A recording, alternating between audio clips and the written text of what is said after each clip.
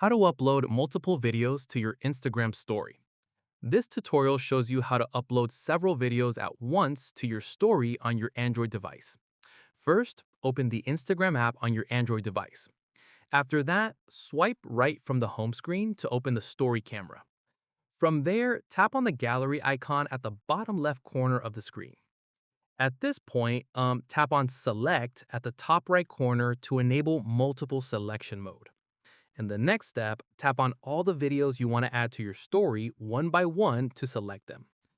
Following this, once you've selected all your videos, tap Next to proceed. Once done, a pop-up will appear giving you two options, Separate and Layout. From here, keep in mind that Layout only works with photos and cannot be used for videos, so make sure to select Separate instead.